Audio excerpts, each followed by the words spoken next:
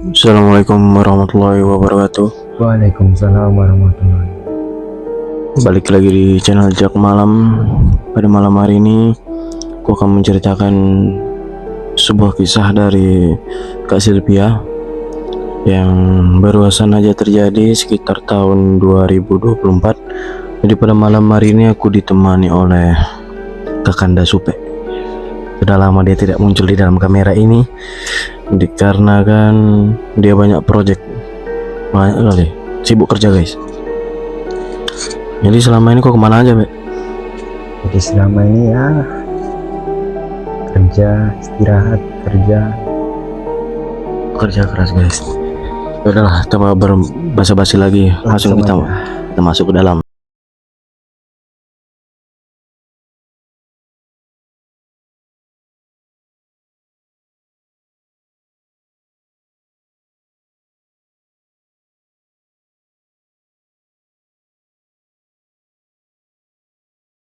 Nah, cerita kali ini tuh terjadi pada sekitar tahun 2024 kalau nggak salah dia. Terus dia ini menceritakan tentang pencarian kosannya.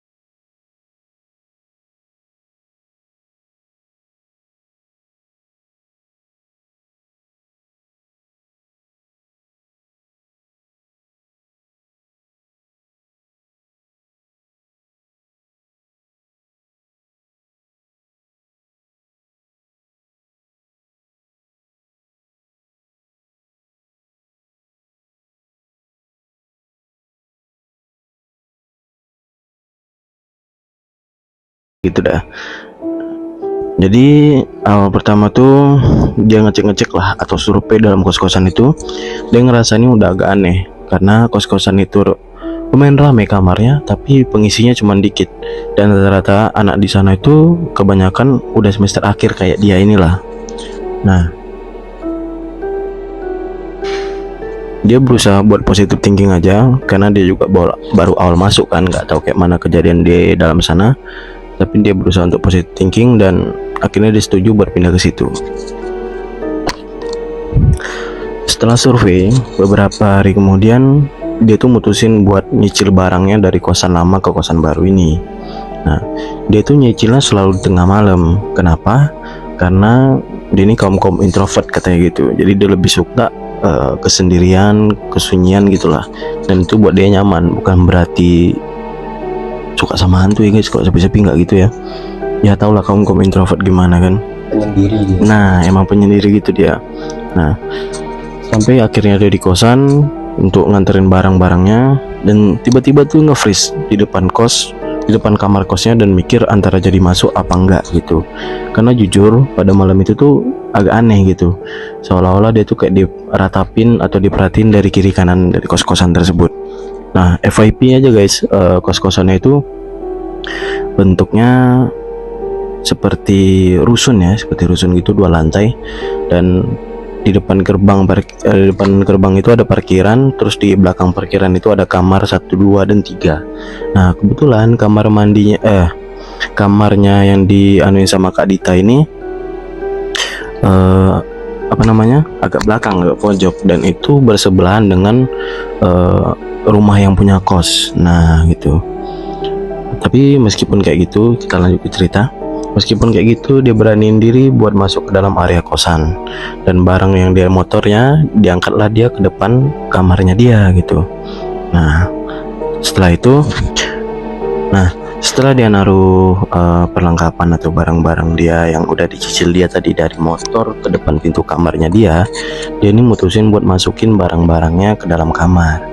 Nah, ketika dia buka pintu, cerit, keadaan kan gelap total guys. Ya namanya juga oper kamar ya kan.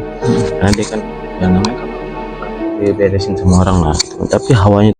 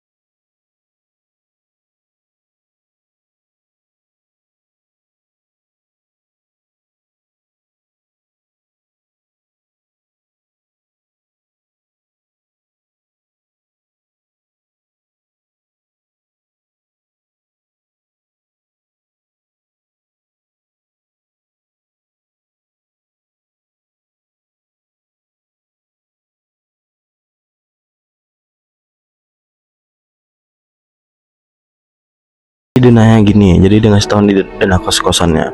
Masuk ke kosan ini kan lewat pintu garasi.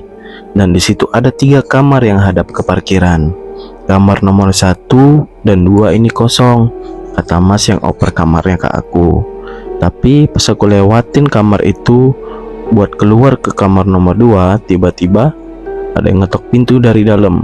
Kagetnya aku dibuat kayak gitu pas posisi emang kayak di depan kamar nomor 1 dan 2 itu lebih sesak gitu sih, kata gitu. Das ya. Das setelah itu beberapa hari berikutnya, pas barang-barang udah masuk di kosan ini, aku net buat beres-beres karena di kosan lama juga udah selesai tenggat waktunya. Awalnya aku ngide buat ngebiarin pintu kamar terbuka. Pas banget aku beres, tapi kok lama-lama makin gak enak gitu. Karena memang dari kecil aku udah bisa ngerasain tentang hal yang kayak gitu. Berarti di kakak ini sensitif nih. Dan itu makin jadi ketika aku ngekos di kosan ini. Nah, sebelum nutup pintu nih, aku iseng buat ngintip doang dari posisi dudukku. Tapi ternyata yang bikin aku deg-degan parah dan parno itu ada si Mbak Kunti yang nunggu di depan kamar mandi, pas di depan kamarnya dia. Dan itu benar-benar jelas.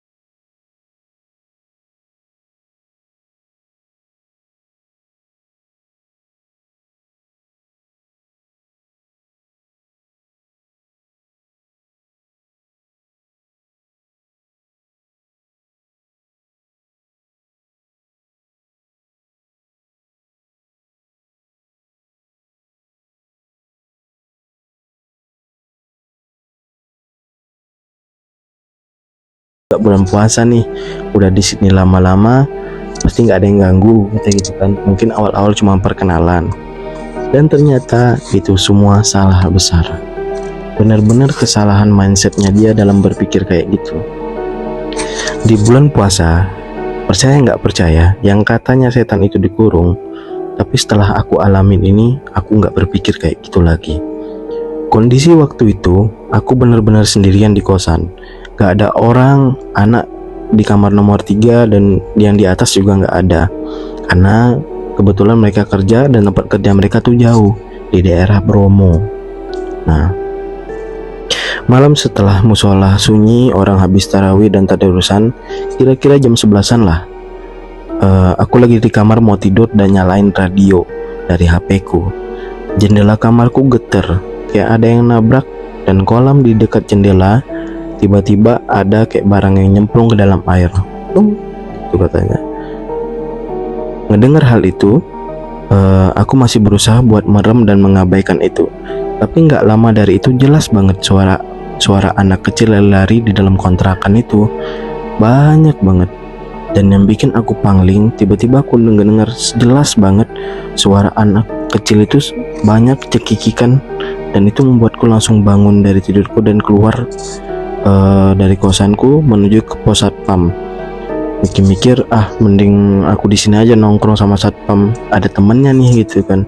Dan bener aku lakuin itu sampai jam 3 subuh pas waktu sahur, dan aku baru balik kosan setelah makan sahur. FYP satpam itu di depan gerbangnya itu guys ya, yang jaga kos-kosan dah gitu. Udah ada kejadian kayak gitu, dia ini iseng-iseng cerita lah sama cowoknya, dan cowoknya ini nanggepin bercandaan gitu. Dan akhirnya cowoknya ini datanglah ke kosan. Kebetulan yang punya kamar di nomor 3 ini adalah kawan dari cowokku gitu. Nah, dia ini iseng buat bikin hantu itu, pocong-pocongan dan kunti dari APD dan ditaruh di lemari. Bener-bener berdiri kayak pocong dan kunti beneran, dan itu ngegantung di lemari selama beberapa hari, dan baru dilepas bongkar karena pas anak kamar nomor 3 itu, panggil aja namanya Dev. Nah, Dev ini ketiduran di kamarku. Pas kami bertiga lagi nonton film action, tiba-tiba si Dev ini kemasukan. Awalnya aku nggak ngeh, tapi kok lama-lama anak ini kayak aneh gitu gerangannya, kayak nggak tidur biasa. Napasnya benar-benar berat banget, dan tiba-tiba aku ngeh kalau dia ini benar kemasukan. Dan aku ngeliat tangannya itu mulai nyakar-nyakarin lantai, dan dia langsung bilang sama cowoknya, kenapa tuh kawanmu kok kayak gitu. Terus si cowoknya dia ini nanya, bro,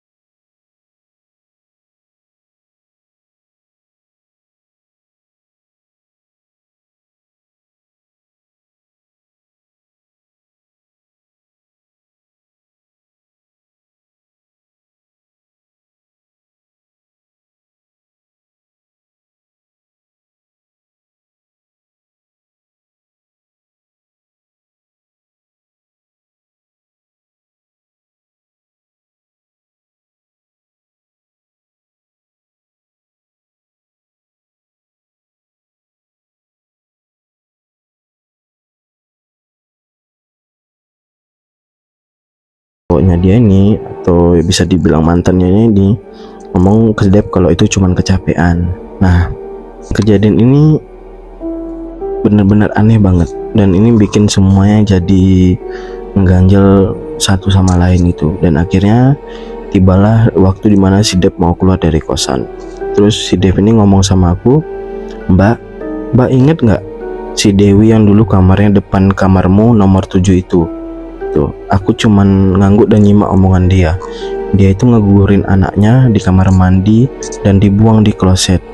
Dia cerita pas udah keluar dari kosan aku. Aku mau bilang Mbak nggak berani, karena aku diam buat ngamanin diri aja gitu. Terus si Dita ini ngomong, jangan bercanda ya gitu kan. Lalu si Dep bilang, aku nggak bercanda mbak, beneran, aku nggak bohong. Dan setelah itu si Dita berusaha buat cuek dengan semua yang terjadi dan nganggap nggak pernah terjadi apa-apa. Nah, ketika malam tiba, si Dita ini mau nyuci baju ceritanya ke eh, kamar mandi yang di sebelah kamar. Nah, ketika lagi beres-beres pakaian, si Dita ini naruh pakaian itu di depan kamar.